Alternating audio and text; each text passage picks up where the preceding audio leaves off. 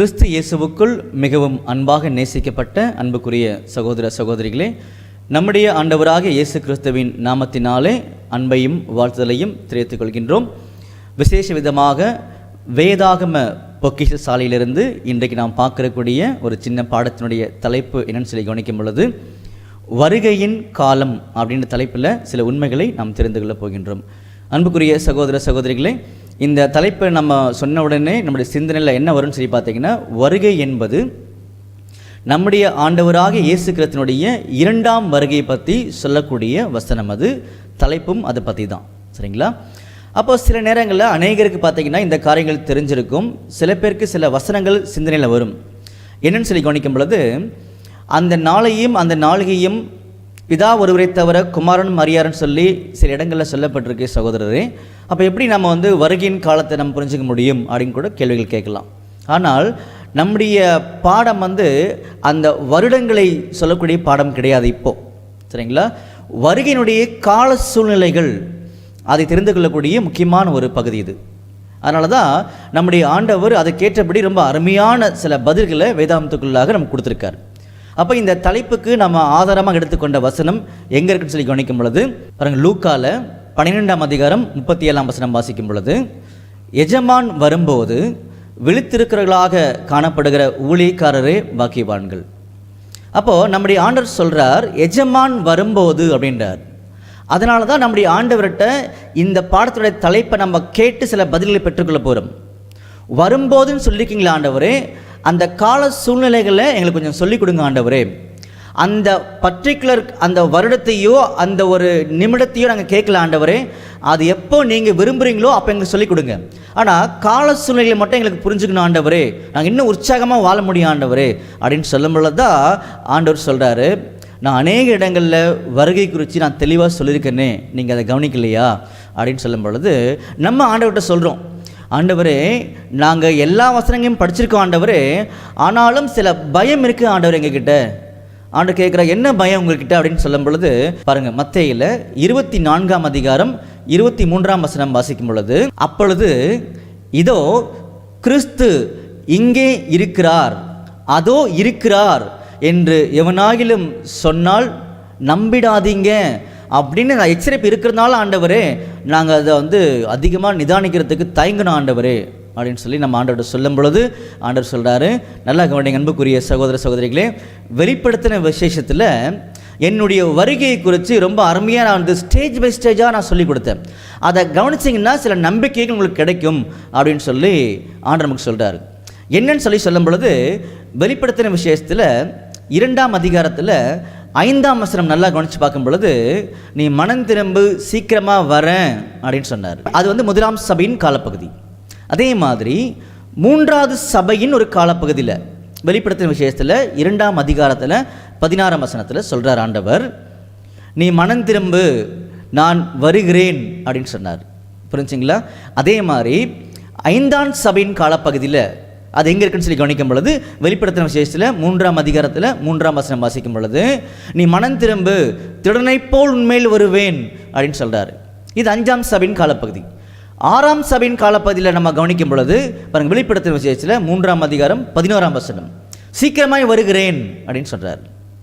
இதை தாண்டி மொத்தம் 7 சபையின் காலப்பகுதி தான். இது ஒரு வேளை அநேகருக்கு புரியாமல் இருக்கலாம்.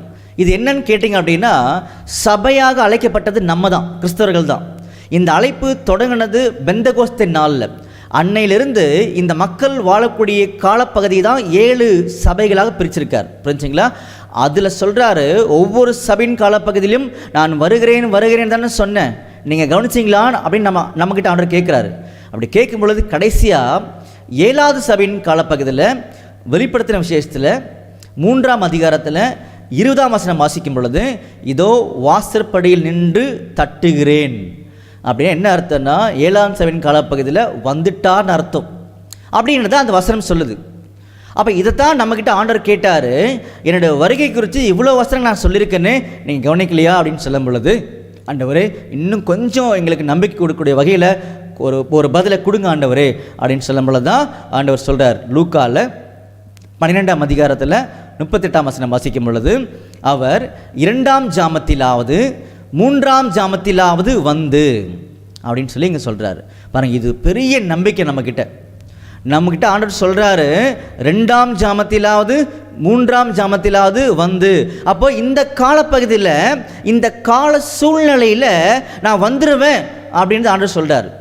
இப்போ நமக்கு ரொம்ப எளிமையாயிடுச்சு, சிம்பிள். என்னதுன்னு கேட்டிங்கன்னா, இந்த கால சூழ்நிலையை நிதானிச்சா மட்டும் போதும். எது? 2ஆம் ஜாமத்திலாவது 3ஆம் ஜாமத்திலாவது, இதை மட்டும் நிதானிச்சோம்னா ஒரு பெரிய உற்சாகமான நம்பிக்கை நம்மகிட்ட கிடைக்க ஆரம்பிச்சிடும். சரிங்களா? அப்படின்னா அதை கொஞ்சம் நம்ம கவனிக்க ஆரம்பிக்கணும். அப்போது இஸ்ரேல் ஜனங்கள் மத்தியில் இரவின் அந்த காலப்பகுதியில் 4 ஜாமங்கள் இருக்குது அப்படின்றத ஆண்டவர் உறுதிப்படுத்தியிருக்காரு அநேக இடங்களில். உதாரணத்துக்கு பார்த்தீங்கன்னா பாருங்கள், மத்தேயுல 14ஆம் அதிகாரம் 25ஆம் வசனம் வாசிக்கும் பொழுது, இரவின் 4ஆம் ஜாமத்திலே அப்படின்னு சொல்லி ஆண்டவர் அங்கே தொடங்குறார். புரிஞ்சுங்களா?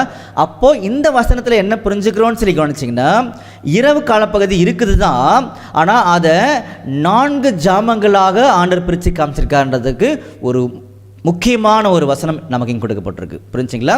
அப்படின்னா இரவு காலப்பகுதியை 4 ஜாமங்களாக பிரிச்சிருக்காரு. இதை நம்ம எங்கெங்கெல்லாம் வாசிக்கலாம்னு சொல்லி பார்த்தீங்கன்னா, நீங்கள் வாசித்து பார்த்துக்கோங்க. அப்புறமா பாருங்கள், புலம்பலில் 2ஆம் அதிகாரத்தில் 19ஆம் வசனத்தில் முதல் ஜாமத்தை குறித்து பேசப்பட்டிருக்கும். சரிங்களா? அதே மாதிரி நியாயாதிபதிகள் புஸ்தகத்தில் 7ஆம் அதிகாரத்தில் 19ஆம் வசனம் வாசிக்கும் பொழுது மிடில் வாட்ச், அதாவது அந்த ஒரு 2ஆம் ஜாமத்தை குறித்து அங்கே பேசியிருப்பார். புரிஞ்சுங்களா? அதே மாதிரி மார்க்கில் 13ஆம் அதிகாரத்தில் 35ஆம் வசனம் வாசிக்கும் பொழுது 3ஆவது ஜாமத்தை பற்றி அங்கே பேசுவார். 4ஆம் ஜாமம் எங்கே இருக்குன்னு சொல்லி கவனிக்கும் பொழுது, இப்போ நம்ம படித்தோம் இல்லையா கொஞ்சம் முன்னாடி, மத்தேயுல 14ஆம் அதிகாரத்தில் 25ஆம் வசனம். அப்போது இரவு காலப்பகுதியில் 4 ஜாம் இருக்குன்றதை கன்ஃபார்ம் பண்ணிட்டார். அப்போ முதலாம் ஜாமம் எங்கே தொடங்கும், அதாவது எந்த டைமில் தொடங்கும் அப்படின்னு சொல்லி கவனிக்கும் பொழுது, அது வந்து சாயங்கால வேளையில் 6 மணிக்கு 6 PM ஸ்டார்ட் பண்ணி 9 o'clock நைட் 9 மணிக்கு முடியும். அது முதலாம் ஜாமம். சரிங்களா? அதுக்கப்புறமா இரவு 9 மணிலிருந்து 12 மணி வரைக்கும் நைட்டு. புரிஞ்சுங்களா? அது 2ஆம் ஜாமம். புரியுதுங்களா? அதே மாதிரி 12 மணிலிருந்து விடிய காலம் 3 மணி வரும், அது வரைக்கும் 3ஆம் ஜாமம். புரியுதுங்களா? அதுக்கப்புறமா அந்த விடியற் காலம் 3 மணிலிருந்து 6 மணி வரைக்கும் தான் 4ஆம் ஜாமம். இப்படி வேதாமத்துக்குள்ளாக 4 ஜாமங்கள் சொல்லப்பட்டிருக்கு. இதெல்லாம் பெரிய பெரிய உண்மைகள். நான் சிம்பிளாக வசனத்தை சொல்லி உங்கள்கிட்ட கொடுத்துட்டு போகிறேன், நீங்கள் அதை படிக்கணும். சரிங்களா? அப்போ நம்மளுக்கு என்ன கன்ஃபார்ம் ஆயிடுச்சு? 4 ஜாமங்கள் இருக்குன்றது கன்ஃபார்ம் ஆயிடுச்சு. இப்போ தான் நம்மளுக்கு புரியுது, ஆண்டவரே நீங்கள் எழுதின ஒவ்வொரு வாக்கியத்துக்குள்ளாகவும் உம்முடைய வருகை சம்மந்தப்பட்டிருக்க ஆண்டவரே. ஏன்னா நீங்கள் தான் ஆண்டவர் சொன்னீங்க 2ஆம் ஜாமத்திலாவது 3ஆம் ஜாமத்திலாவது சொன்னீங்க இல்லையா? அப்போது இந்த 4 ஜாமங்கள் இருக்குது. இதில் 2ஆவது ஜாமம் 3ஆம் ஜாமம் அந்த காலப்பகுதியில் தான் நீங்கள் வருவீங்கிறத எங்களுக்கு சொல்லி கொடுத்துருக்கீங்க ஆண்டவரே. ரொம்ப சந்தோஷம் ஆண்டவரே. ஆனால் ஒரு சில ரெக்வஸ்ட் ஆண்டவரே. என்னன்னு கேட்கும் பொழுது ஆண்டவர் நம்ம சொல்கிறோம். என்னன்னு சொல்லும் பொழுது, அந்த கால சூழ்நிலைகளை நாங்கள் புரிஞ்சுக்கிறதுக்கு எங்களுக்கு சில விளக்கம் கொடுக்க முடியுமா ஆண்டவரே அப்படின்னு சொல்லி ஆண்டவர்கிட்ட கேட்கும் பொழுது, ஆண்டவர் அது என்ன பண்ணுறாருன்னா நம்ம விளக்கி காமிக்கிறார். சரிங்களா? இப்போ நாம் கவனிக்க வேண்டியது சொல்லி பார்த்தீங்கன்னா, 4 ஜாமங்கள் இருக்கு இல்லையா? அதில் முதலாவது ஜாமத்தை தள்ளிடலாம், அதாவது அது நம்மளுக்கு வேண்டாம். அதே மாதிரி 4ஆம் ஜாமம் வேண்டாம்னா என்ன சென்ஸில் சொல்கிறோன்னு சொல்லி பார்த்தீங்கன்னா, ஆண்டவர் அவருடைய வருகையின் காலப்பகுதிக்கு அந்த ஜாமங்களை பயன்படுத்தலை, அதனால் நம்ம அதை எடுத்துட்டோம். சரிங்களா? ஓகே. அப்படின்னா அந்த 2ஆம் ஜாமம் 3ஆம் ஜாமத்தினுடைய சூழ்நிலைகளை புரிஞ்சிக்கும் பொழுது, அந்த 2ஆம் ஜாமம் எங்கே தொடங்கும்? இரவில் 9 மணிக்கு தொடங்கும், 12 மணிக்கு முடியும். சரிங்களா? அது 2ஆம் ஜாமம். 3ஆம் ஜாமம் சொல்லும் பொழுது இரவில் அந்த 12 மணிக்கு தொடங்கி 3 மணிக்கு முடியும். இப்போ இந்த சூழ்நிலையை தான் நாம் நிதானிக்கிறோம். நம்ம எல்லாருக்கும் நல்லாவே தெரியும், இந்த 9 மணிலிருந்து இருள் தன்னுடைய அதிகாரத்தை அதிகமாக செயல்படுத்த ஆரம்பிக்கும். நல்லா புரிஞ்சுக்கோங்க, இதெல்லாம் அருமையான ஒரு வார்த்தை. இருள் வந்து அதிகமாக படர ஆரம்பிச்சிடும், ஃபுல் டார்க் அதிகமாகும் அந்த இடத்துல. சரிங்களா? நம்பர் 1. அதே நேரத்தில் பார்த்தீங்கன்னா எல்லா ஜனங்களும் நல்லா தூங்கக்கூடிய ஒரு டைம் தான் இந்த 2ஆம் ஜாமம் 3ஆம் ஜாமம். கரெக்டாக? இது எல்லாருமே உறுதியாக ஒத்துப்பாங்க, எல்லாருக்கும் நல்லா தெரியும். அப்படின்னா நம்முடைய ஆண்டவர் 2ஆம் வருகையின் கால சூழ்நிலையை சொல்லும் பொழுது நாம் எதை புரிந்து கொள்ள வேண்டும் என்று விரும்புகிறார்னு சொல்லி கவனிக்கும் பொழுது, இந்த உலகத்தில் இருள், யார் இருளுக்கு அதிகாரி? பிசாசானவன். புரிஞ்சுங்களா? அப்போது நம்ம எல்லாருக்கும் நல்லாவே தெரியும், இருளுடைய அதிகாரி யாருன்னு சொல்லி பார்த்தீங்கன்னா பிசாசானவன். அதாவது சத்தியத்தை வந்து ஜனங்கள் மத்தியிலிருந்து பறித்து கொள்ளக்கூடிய அதிகாரம் உள்ளவன் பிசாசானவன்.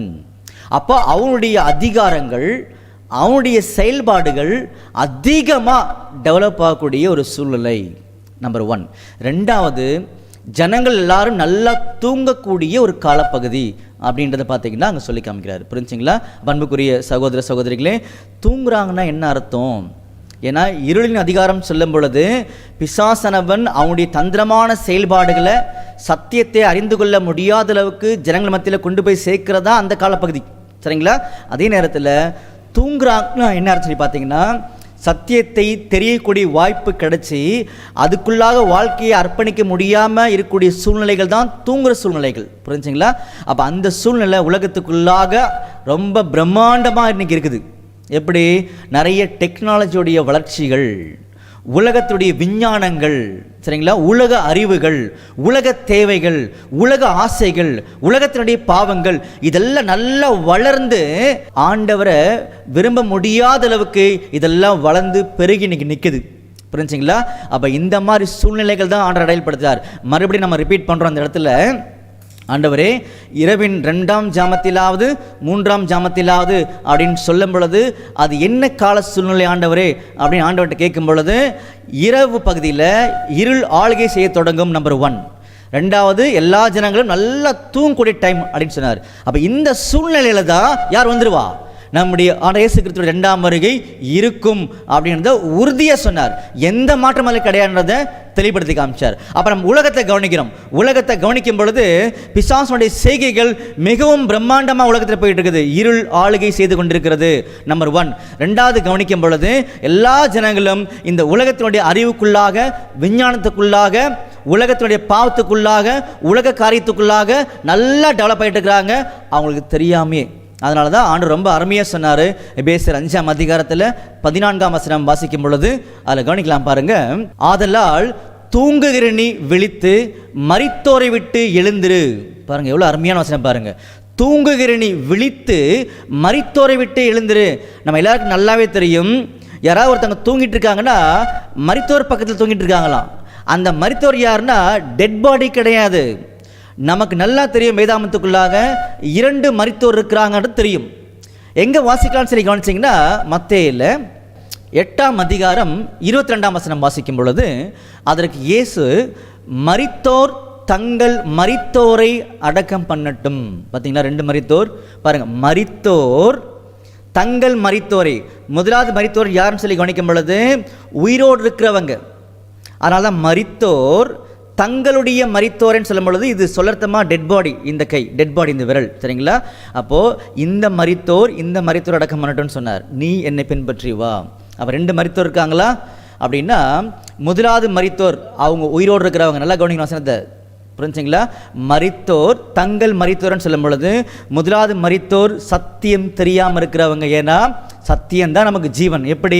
நானே வழியும் சத்தியமும் ஜீவனுமா இருக்கிறேன்.